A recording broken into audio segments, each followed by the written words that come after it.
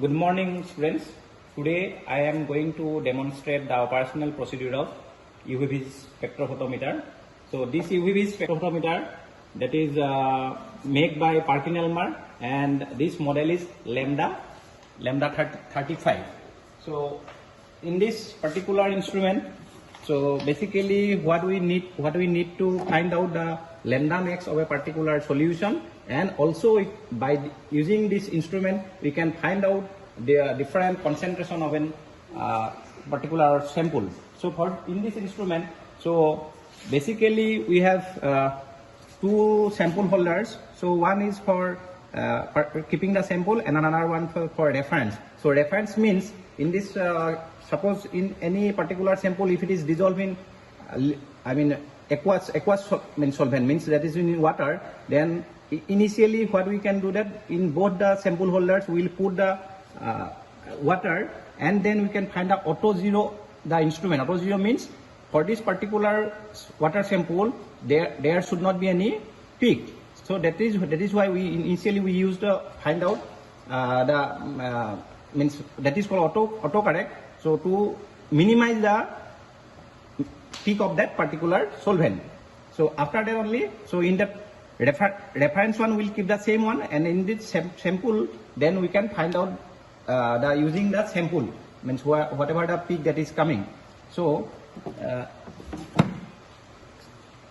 now for particular unknown sample, so here suppose this is a scan, it means we want to find out the lambda max of a particular sample where it is means that peak where it will be appearing, that is not known. So in this case, so we can find out that scan mode. We can go to the scan mode where we'll find what are the parameters that we can find out. So initially the start wavelength and end wavelength. So in which wavelength range that we want to particularly find the peak. Suppose for example, suppose means in both the cases UV and visible range. So for example, we know that UV range is 200 to 400 and 400 to 800, that is in visible range. So we want to, if we want to scan the entire range, then 200 to 800, then we have to put 200 to 800 nanometer, and then accordingly auto save it should be on, auto save should be on, auto list should be on, and then ordinate max. Ordinate max means that is to be basically we keep it at 2, means it is always in 2, and then accordingly we will have to, we can see whether it is in overlay mode or serial mode.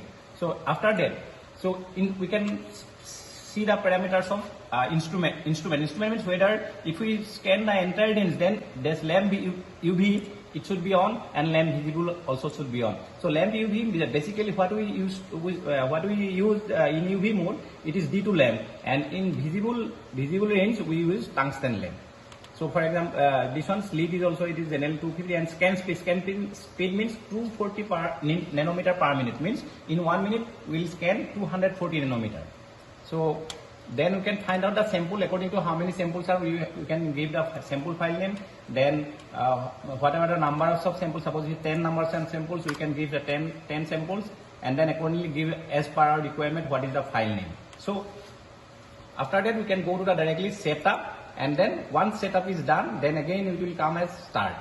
So just after this start it will be becoming green. So once start is becoming green, then we can put the initially means in this case particularly what I am this one start, it is becoming green now. So once we are means clicking start, then what is coming, please insert next sample blank. So next sample blank means blank, what does it mean by this one, the solvent, whatever the solvent that we are using for this particular sample. So once we are putting, so for this one, so we have two cuvettes. These cuvettes are made of quartz cuvette. So initially in both the cases we'll put blank, means what is the solvent that we are using for this particular sample. So for this particular sample, suppose we are using water, so we'll put water in both the samples, and we'll put here, put means initially both are for this one, So this is the source of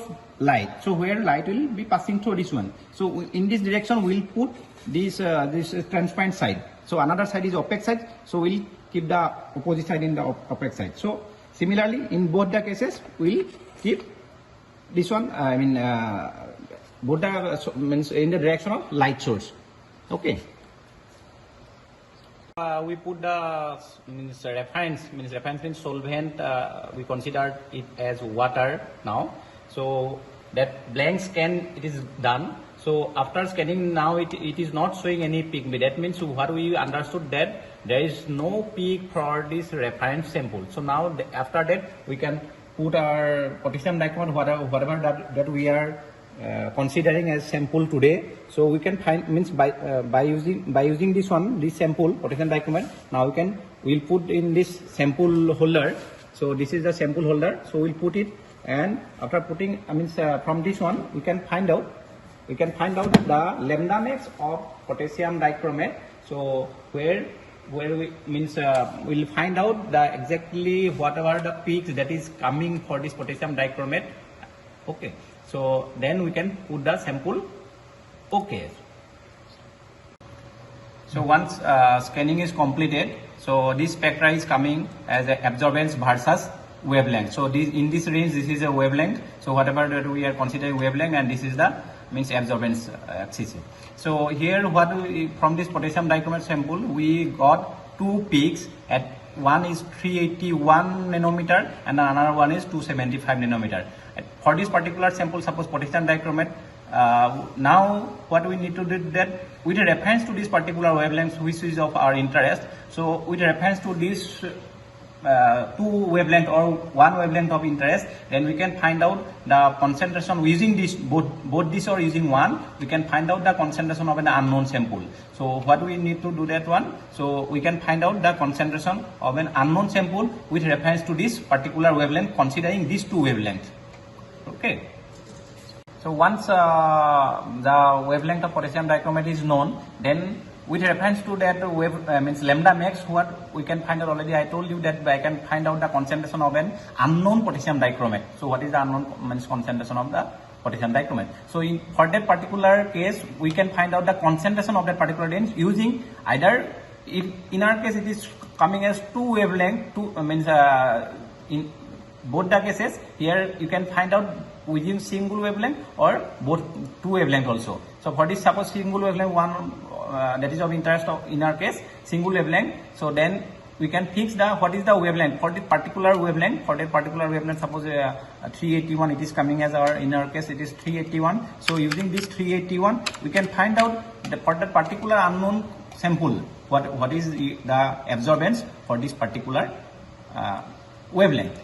So similarly again in which wavelength range it is there, accordingly we can select that one. So for the reference also we can use that one. So accordingly we can find out the exact concentration of an unknown sample of potassium dichromate using the lambda max, the wavelength of that one, where lambda max is coming. Okay. In another mode, so we can find out also the absorbance of a particular wavelength. So in this case, after finding out the potassium lambda max of potassium dichromate, so by using that wavelength, that corresponding wavelength, we can find out the absorbance of that particular wavelength also for an unknown sample. For example, so in our case potassium dichromate, so we can use two wavelength, both the wavelength we can use, and accordingly we can find out their absorbance for unknown sample. So we can find out using both these wavelengths, suppose 381 and 274. So using this 381 we can put this one, we can change it. So accordingly we can find out the absorbance of the unknown sample.